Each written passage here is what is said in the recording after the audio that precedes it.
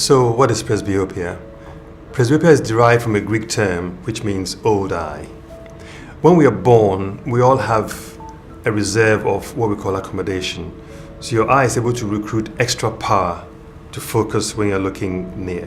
When you look far away, your eye is relaxed. And when you look close up, your eye has to recruit that power to bring things into sharper focus. As we get older, because of a combination of changes that happen in the lens and also in the structures which hold the lens, this ability to recruit power wanes. So as time passes by, it diminishes to a point where we're not able to recruit that extra power when we are looking at things close up. This is called presbyopia, and it's a condition which comes to everyone with time.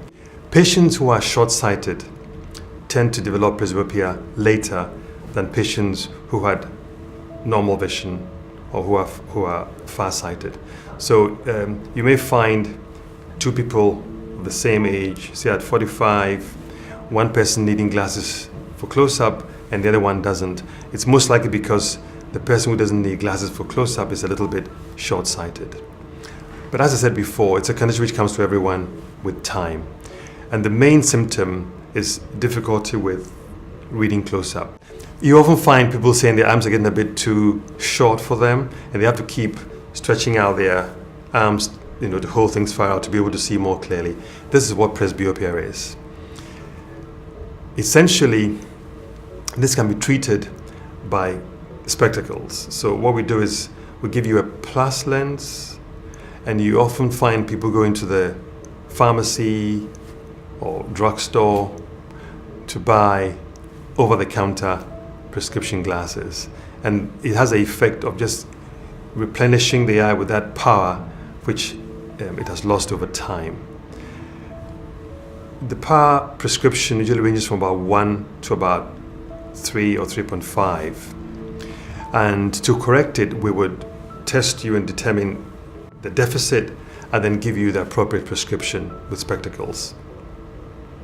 Contact lenses can also do the same thing, and some patients have what we call monovision, so we would correct one eye for distance and one eye for far, so they have the benefit of seeing both far and near at the same time. This is another form of correcting presbyopia. And then also you can have surgery to correct presbyopia. And the surgery is done by removing your natural lens and replacing it with an intraocular lens. There are a variety of intraocular lenses available now. You can have monofocal lenses, which correct distance vision or near vision alone, or you can have multifocal lenses, which correct far, intermediate, and near distances. Over the years, there's been much improvement and development in these multifocal lenses. And although they have side effects, the side effects are becoming less pronounced, and more patients are finding them very convenient and tolerable. Laser surgery is another form of correcting presbyopia. One form is called conductive keratoplasty, which is a way of reshaping the cornea with thermal energy. It's very effective, but it's not very long-lasting, and so it's not very commonly used. But there's another type of laser which produces a much more permanent effect, and there are different varieties of this. One version is Presbyond, or laser blended vision, which is performed at the London Vision Clinic and many other clinics around the world.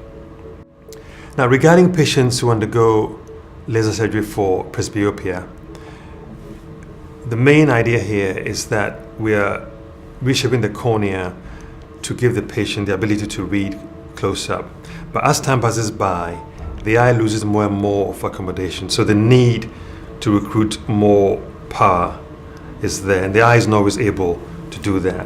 So it gets to a stage where the laser surgery performed for presbyopia isn't quite as effective, and patients will then need to have their lenses removed so that intraocular lenses can be put in with additional power. Some patients with presbyopia ask me whether it's better for them to have their lenses removed and a trifocal lens placed in the eye, or whether they should have laser refractive surgery. My answer is that it's a case-by-case issue. Generally speaking, laser surgery has a better safety profile because it's not intraocular there's less risk of infection, and the established complications are less for laser surgery than for intraocular surgery. Although the good thing for patients is, in each case, there are very few serious side effects. Now, patients who have additional risk factors like pseudoexfoliation or other complications which could make intraocular surgery more risky are better off having laser refractive surgery.